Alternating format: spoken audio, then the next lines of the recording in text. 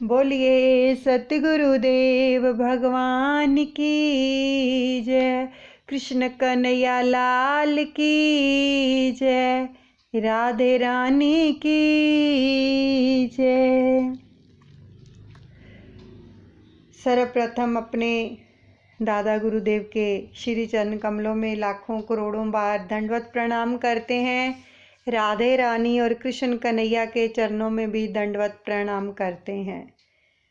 हम श्रीमद् भागवत महापुराण का 10वें स्कंद का रसपान करने जा रहे हैं। एकाग्रचित होकर सभी बैठ जाएं और अपने हृदय में अपने प्रभु को विराजमान कर लीजिए और कानों से उनकी सुंदर लीलाओं का रसपान करेंगे और श्वासों के साथ सुमिरन करते जाएंगे।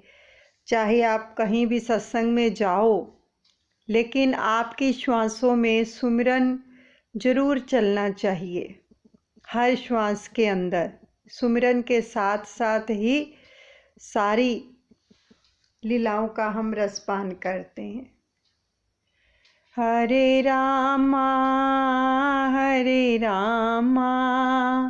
रामा रामा हरे हरे, हरे कृष्णा कृष्णा कृष्णा हरे हरे। आगे का प्रसंग श्रवण करते हैं। पूतना का प्रसंग चल रहा है। हमने देखा कि भगवान रामचंद्र ने भी शूर्पणखा से आंखें मिलाई नहीं थी। रामायण की शूर्पणखा और भागवत की पूतना एक ही है, दोनों वासना ही है। कन्हैया अब तो 6 दिन का ही हुआ है कि राधा जी अभी आई भी नहीं है। राम जन्म में तो सीता जी साथ ही थी, सो उनको देखा था, शूर्पणखा को उत्तर दिया था, किंतु इधर राधा जी तो अब तक आई नहीं है, सो किसको देखूं। पूतना आँखों के द्वारा ही मन में आती है। सुंदर विषयों को देखकर आँखें उनके पीछे भाग निकलती हैं। मन जानता है कि यह मेरा नहीं है, मुझे मिलने वाला नहीं है, फिर भी पाप करता है। पूतना काम वासना पहले आँखों में आती है और फिर मन में उतर जाती है। पूतना ने यशोदा से कहा, मैं तुम्हारे बालक को दूध पिलाऊंगी तो वह हष्ट पुष्ट हो जाएगा। यशोदा ने लाला को पालने से बाहर निकाला और पूतना की गोद में दे दिया। अब पूतना मासी उसे लाड़ प्यार करने लगी। कन्हैया तो जानता ही है कि यह लाड़ प्यार करने नहीं, मारने के लिए आई हुई है। तो पूतना ने यशोदा जी से कहा, तुम्हें घर में यदि कोई कामकाज करना है तो जा सकती हो। भोली यशोदा घर के कामकाज में लग गई। अब इधर पूतना ने लाला को दूध पिलाना शुरू कर दिया। कन्हैया तो दोनों हाथों से स्तन को पकड़कर बलपूर्वक दूध पीने लगा। कन्हैया को तो दूध के साथ साथ प्राण भी मानो पीना था। पूतना व्याकुल हो गई। वह रो रो के कहने लगी, मुझे छोड़ दे कन्हैया, मुझे छोड़ दे। कन्हैया ने कहा, पूतना मासी, मेरी माता ने तो पकड़ना ही सिखाया है, छोड़ना नहीं। मुझे पकड़ना ही आता है, छोड़ना नहीं। मैं आज तुम्हें छोड़ने वाला नहीं हूँ, मैं तो तुम्हारा उद्धार ही करूँगा। भगवान की मार में भी प्यार ही है। परम आश्चर्य हुआ।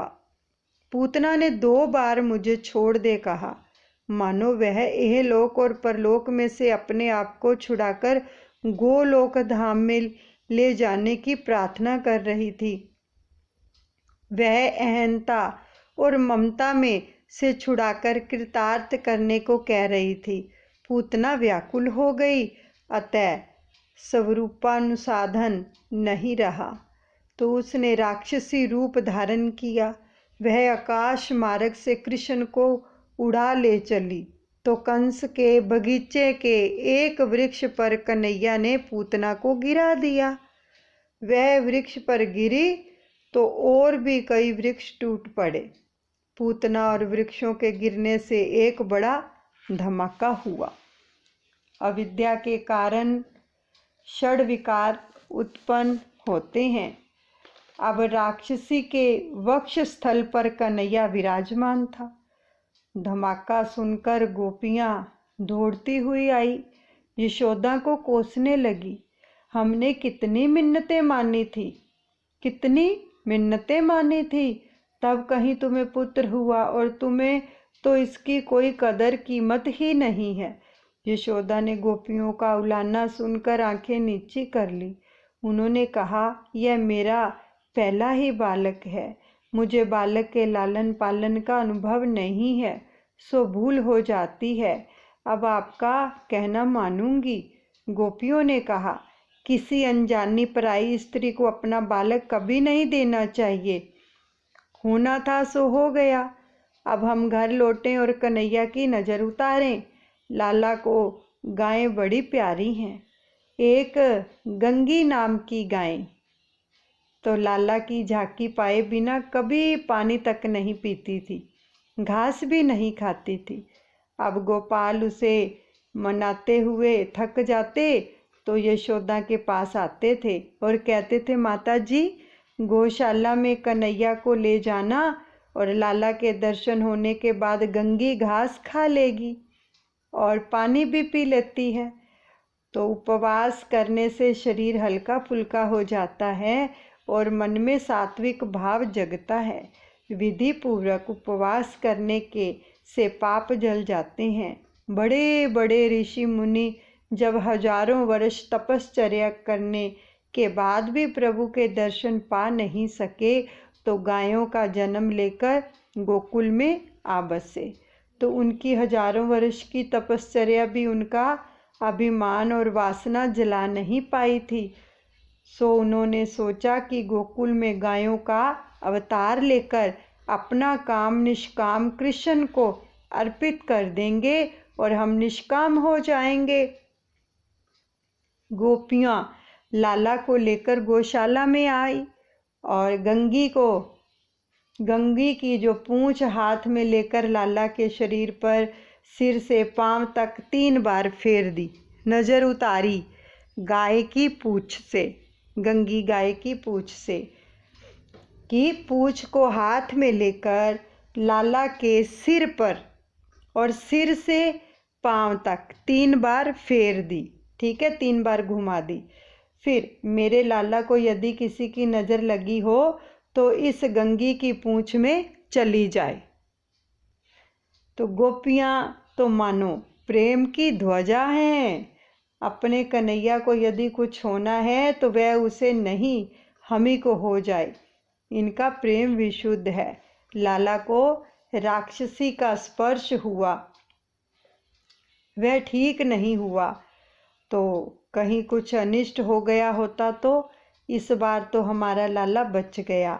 अब लाला को स्नान करा लें, बाल कृष्ण को राक्षसी की कुदृष्टि से कुछ हो ना जाए, ऐसा सोचकर गोपियों ने कन्हैया को गोमूत्र से स्नान कराया। देखो गोमूत्र की कितनी महिमा है, यानी कि गाय की बहुत ही महिमा है कि गोमूत्र से भगवान को स्नान कराया, लाला को, कृष्णा को। भागवत में भी लिखा गया है, बाजारी साबुन से नहीं गोमूत्र से स्नान कराया गया। जीवन को सादगी पूर्ण बनाओ और गोमूत्र का पान करने से और उससे स्नान करने से शरीर जो है निरोगी होता है। गोमूत्र बड़ा गुणकारी है। यह अनुभव क्या है, सिद्ध बात है। गोमूत्र का पान करने से ना केवल शरीर बल्कि मन भी शुद्ध होता है। गोमूत्र को महीन कपड़े से 108 बार छान कर, यानी महीन कपड़ा यानी को मलमल का कपड़ा होता है ना, जो बिल्कुल बारीक मलमल का कपड़ा, कॉटन का मलमल का, उसमें से 108 बार छान कर पीने से मन का मैल जो है दूर होता है। मन के पाप दूर होते हैं और मन शुद्ध होता है। यह प्रयोग 6 मास तक किया जाए तो गोमूत्र पान के इस प्रयोग से स्वभाव में बड़ा परिवर्तन हो जाएगा। गोमूत्र में दिव्य शक्ति है, वह स्वभाव को सुधारता है, वह बुद्धि को भी निरोगी करता है। अब गौ का गोबर त्वचा पर मले जाने पर शरीर की अनावश्यक गर्मी को खींच लेता है और त्वचा को मुलायम बनाता है। जब तक मनुष्य का स्वभाव सुधर नहीं पाएगा तब तक वह ज्ञान मार्ग या भक्ति मार्ग में प्रगति नहीं कर पाएगा। आजकल तो जीवन ही ऐसा हो गया है कि मनुष्य का समय जो है संपत्ति और शक्ति फैशन व्यसन में ही खर्च हो जाता है। व्यसन और फैशन में ही अपनी सारी शक्ति का व्यय करता रहता है। वह ज्ञान और भक्ति मार्ग में आगे बढ़ ही नहीं पाता। अब कन्हैया को पहले गोमूत्र से और फिर उष्ण जल से जो था नहलाया गया, तो वह तो बड़े मज़े में था। ऋषि रूपा गोपियाँ कन्हैया को घेर कर बैठी हुई थी, तो एक गोपी कहती है एक गोपी ने कहा,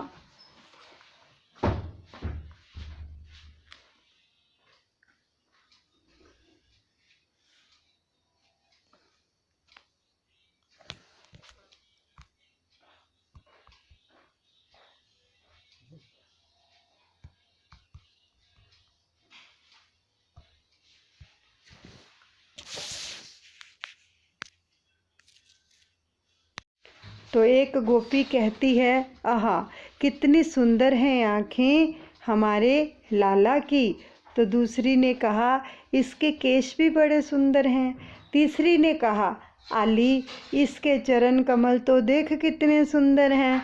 सारी गोपियाँ बाल कृष्ण के एक एक अंग के सौंदर्य का पान करने लगी। ये ऋषि रूपा गोपियाँ तो वेद शास्त्र संपन्न थी। वे स्तुति करने लगी, कन्हैया आज भगवान तेरे मंगलमय चरणों की, यज्ञ पुरुष तेरी जंगा की और अच्युत भगवान तेरी कटी की, भगवान हियग्रीव तेरे पेट की, भगवान केशव तेरे हृदय की, ईश भगवान तेरे वक्ष स्थल की और सूर्य तेरे कंठ की, भगवान विष्णु तेरी भुजा की और भगवान वामन तेरे मुखारविंद की और ईश्वर तेरे मस्तक की रक्षा करे। मेरा कन्हैया जब खेलता हो तब भगवान गोविंद सोया हो, तब भगवान माधव चलता फिरता हो, तब भगवान वैकुंठ और बैठा हो, तब लक्ष्मीपति रक्षा करे। अब छठे अध्याय के 22 से 26 श्लोकों में बाल रक्षा स्तोत्र है। गोपियाँ वैसे तो जानती ही नहीं थी कि जिस भगवान की वे प्रार्थना कर रही हैं वह तो यह कन्हैया ही है। गोपियाँ अंत में कहती हैं, भगवान नारायण का नाम मेरे बाल कृष्ण की सदा सर्वदा रक्षा करे। गोपियाँ बाल कृष्ण को थपथपाती हुई प्रार्थना कर रही हैं। वे यशोदा से कहती हैं, इसे दूध पिलाओ, यदि यह ठीक तरह से दूध पिएगा तो हम मानेंगी कि अब यह डर नहीं रहा है। तो बाल कृष्ण स्तनपान करने लगे तो गोपियाँ आनंदित हो गई। और चतुर्दशी के दिन शाम को नंद बाबा मथुरा से गोकुल वापस आए। तो इसी दिन पूतना का अग्नि संस्कार भी किया गया। जब गोपियों को श्री कृष्ण के स्वरूप की कल्पना करते हुए प्राण त्याग करने से मुक्ति मिलती है, तब उनके साक्षात दर्शन करने वालों को सद्गति प्राप्त होना कोई आश्चर्य की बात नहीं है। श्री कृष्ण बड़े दयालु हैं और विषदायिनी पूतना को भी अपनी माता की ही भांति उन्होंने सद्गति दी। ऐसा दयालु और कौन हो सकता है। यह पूतना कृष्ण मिलन में बाधा उपस्थित करती रहती है, ईश्वर 6 गुण वाले हैं। उन्होंने षड दोषों वाली पूतना को छठे दिन ही मारा। पूतना के दोष हैं काम, क्रोध, लोभ, मोह, मद और मत्सर। भगवान के 6 सद्गुरु हैं ऐश्वर्य, वीर्य, यक्ष, श्री, ज्ञान और वैराग्य। भगवान के प्रत्येक सद्गुण की अपने हृदय में उतारने वाला व्यक्ति दोष रहित हो जाता है। भगवान का नाम तो चिन्मय धाम है। चिन्मय धाम में प्रवेश करना है। इस चिन्मय धाम में प्रवेश कैसे किया जा सकता है? जब वासना का नाश होता है तभी चिन्मय धाम में प्रवेश प्राप्त होता है। इंद्रियों को श्री कृष्ण की लीला में नहला दो। इंद्रियों को परमात्मा के सम्मुख करो और गोपियाँ इंद्रियों से मुझे निहार सकें, सुन सकें, मन में रख सकें, इसी हेतु से यह गोकुल लीला रची है। अब भागवत में इस पूतना चरित्र के सिवाय और कोई बाल लीला की फलश्रुति बताई नहीं गई है।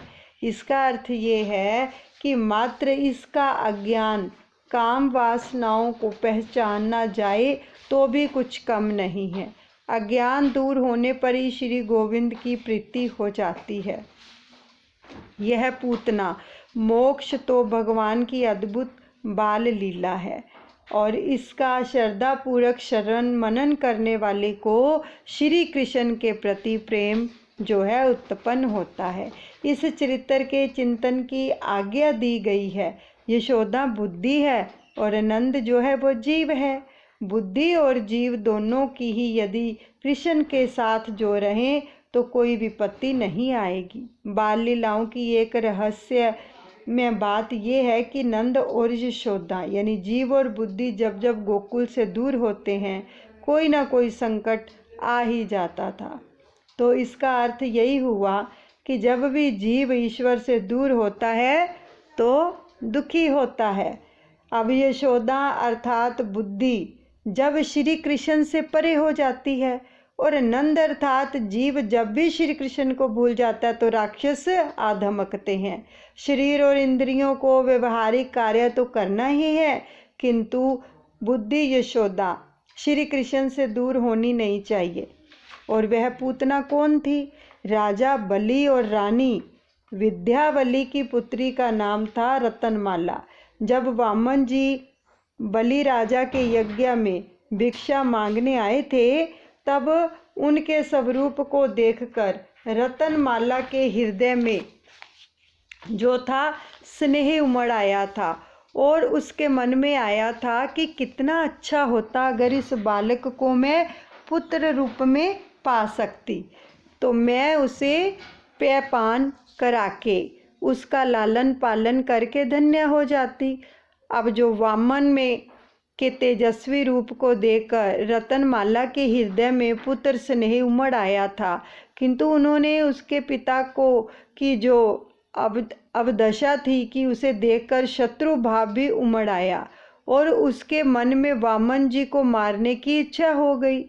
अब ये वात्सल्य भाव और शत्रु भाव दोनों को लेकर रतनमाला पुनर्जन्म में पूतना बनकर आई और श्री कृष्ण की लीला निरोध लीला है। जिसके मन का निरोध होता है उसे मुक्ति मिलती है और जब तक मन में वासना और विरोध होगा तब तक निरोध हो नहीं पाएगा। और जब तक किसी भी वस्तु में सूक्ष्म वासना भी रह गई होगी ना, मन का निरोध नहीं होगा और फलतः मुक्ति भी नहीं मिलेगी। अब सुखदेव जी वर्णन करते हैं, राजन श्री कृष्ण ने जब शक्टासुर का वध किया तब उसकी आयु 108 दिन की थी और कृष्ण के दर्शन किए बिना गोपियों को चैन नहीं आता था। वे प्रातःकाल ही कन्हैया का दर्शन करने आ जाती थी। अब यशोदा जी के पास बड़े सवेरे सवेरे गोपियां आ गई तो उन्होंने कहा, अरे बामरी सखियो, क्या मेरे लाला को देखे बिना तुम्हें चैन नहीं आता है? वह तो सोया हुआ है, इतनी जल्दी क्यों आ गई हो तुम सब? ये देखो ये सारी लीलाएं कितनी प्यारी हैं। अब इनका भान करो अपनी आँखों के सामने, ये सारी लीलाओं को सच में लेके आओ, देखो कितना आनंद आ रहा है। तो उसे देखना हो तो देख लो, किंतु हाँ, वह जोरों से बातें मत करना, नहीं तो वह जग जाएगा। अब गोपियाँ कन्हैया को देखकर आनंद विभोर हो गई। एक ने कहा, सोया हुआ कन्हैया कितना सुंदर दिखाई देता है। तो एक ने कहा, लाला के केश कैसे घने सांवले हैं। दूसरी ने कहा, उसकी अंगुलियां कैसी कोमल हैं। तो एक गोपी ने कहा, लाला के चरण ऐसे कोमल हैं कि पखारने का मन करता है।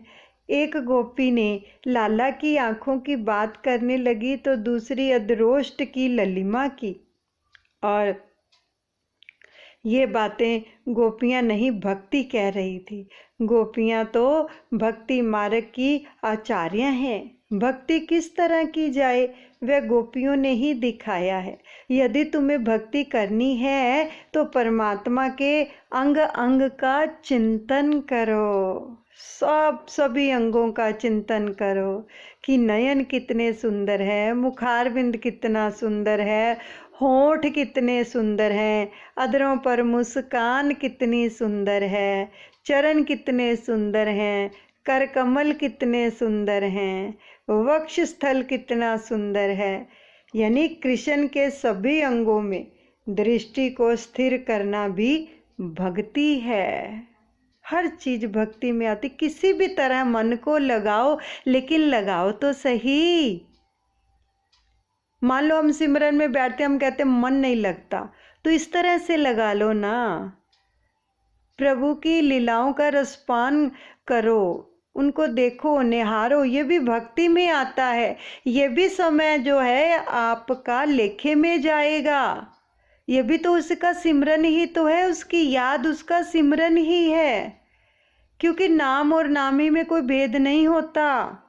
अगर हम प्रभु को याद कर रहे हैं, है ना, तो फिर उसका सिमरन ही तो हो रहा है।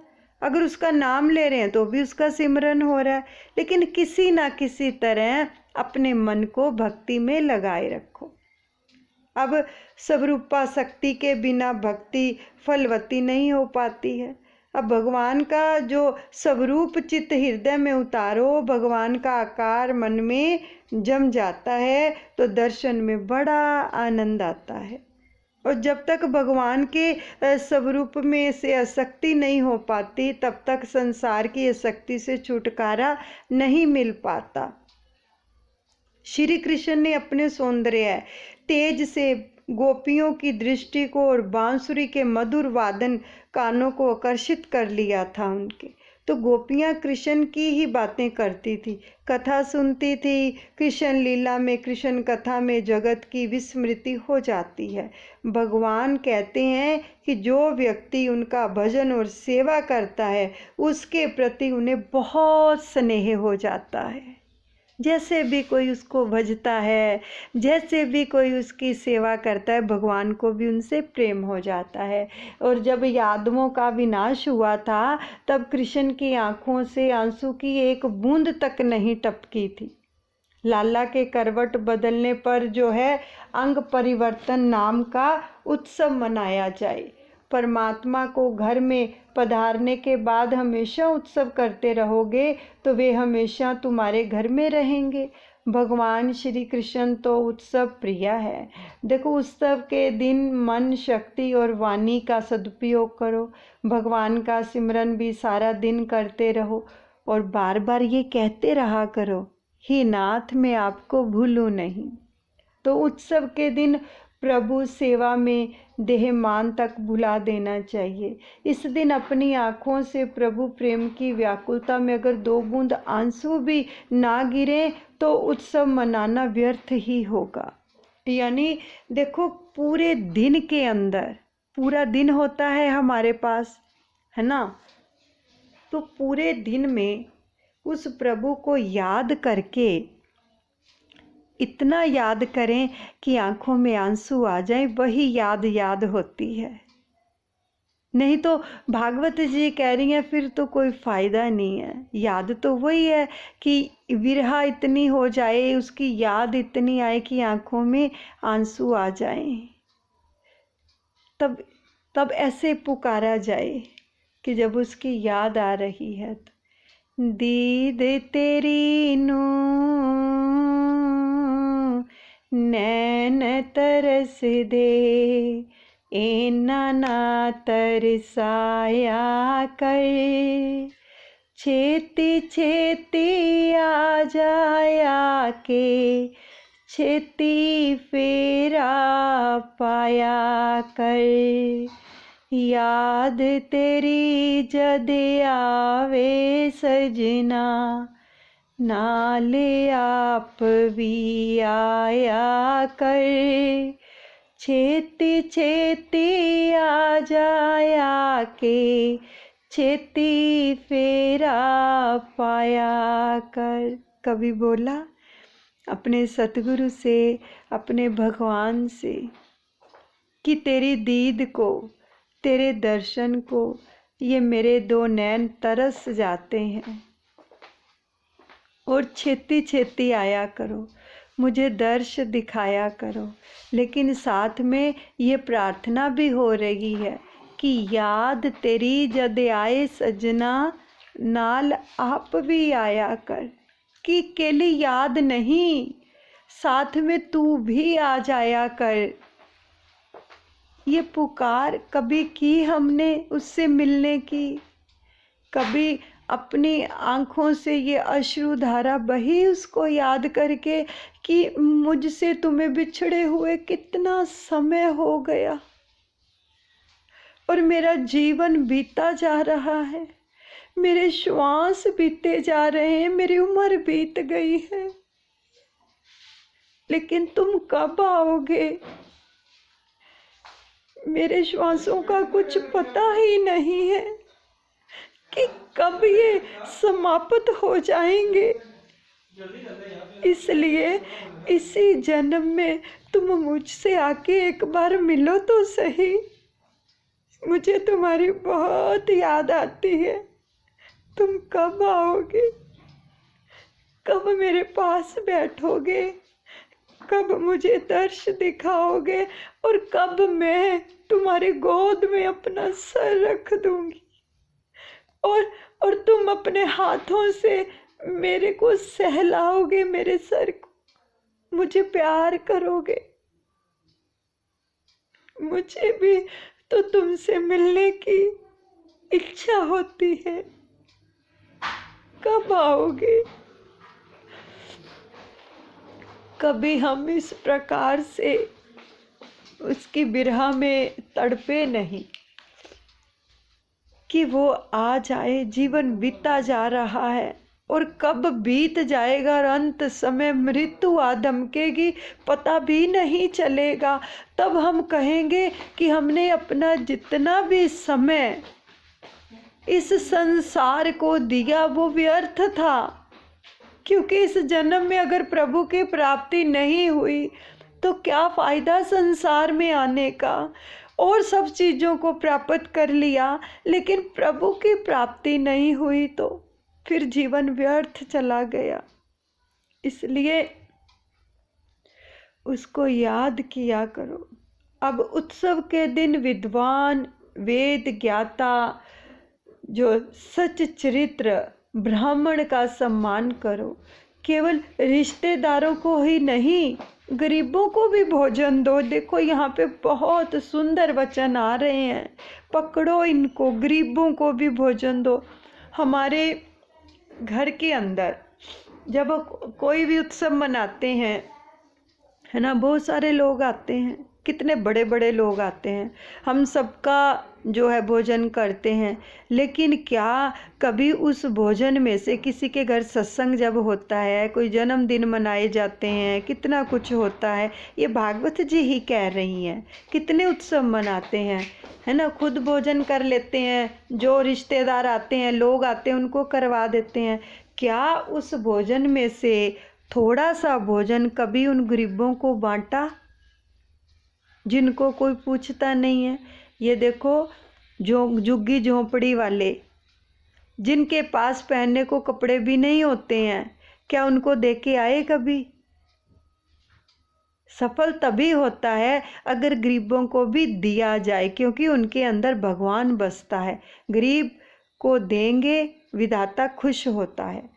तो गरीबों को संतुष्ट करने से, देखो आ गई ना बात, गरीबों को संतुष्ट करने से प्रभु प्रसन्न होते हैं।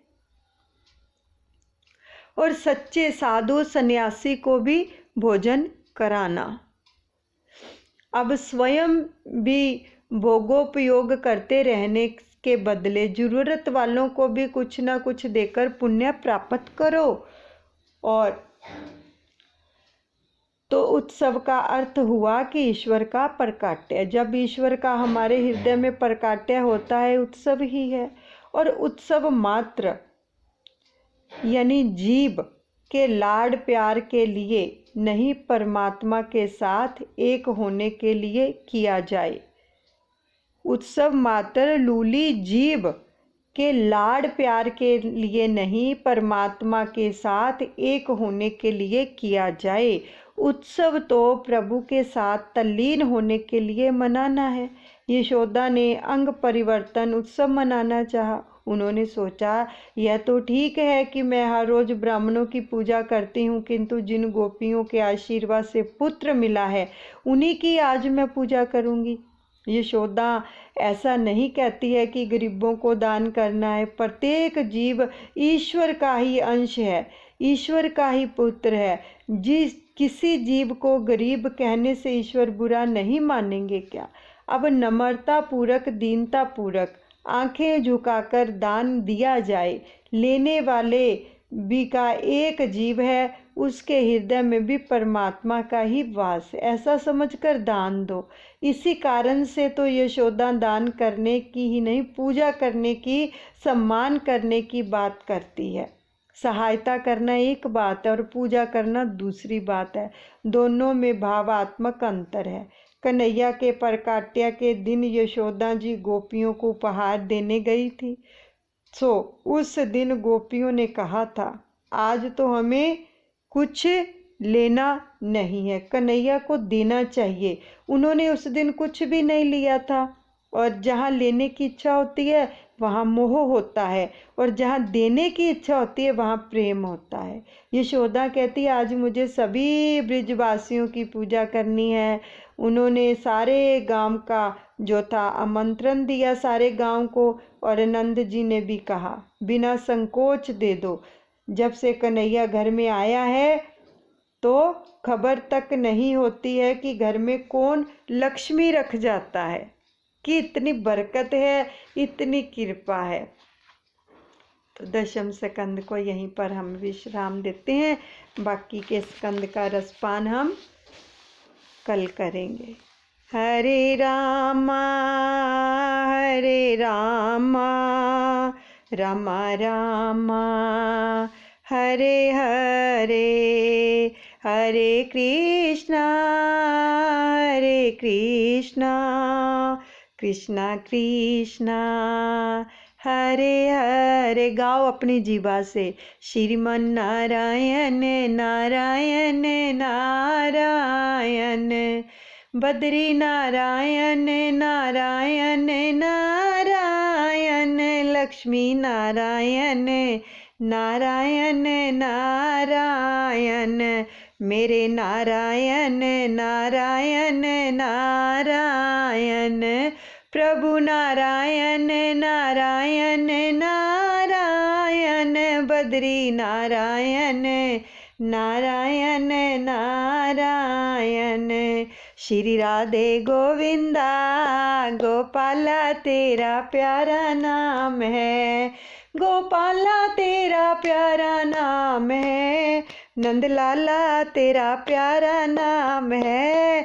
श्री राधे गोविंदा गोपाला तेरा प्यारा नाम है। हरे रामा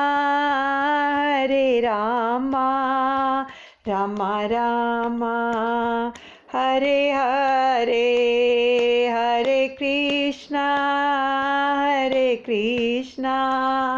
कृष्णा कृष्णा हरे हरे। बोलिए सतगुरुदेव भगवान की जय। कृष्ण कन्हैया लाल की जय, राधे रानी की जय। अपने सतगुरुदेव भगवान के चरणों में सब अर्पण करते हैं, अनुचित क्षमा करें। बोलिए सतगुरुदेव भगवान की जय, जुगल जोड़ी सरकार की जय।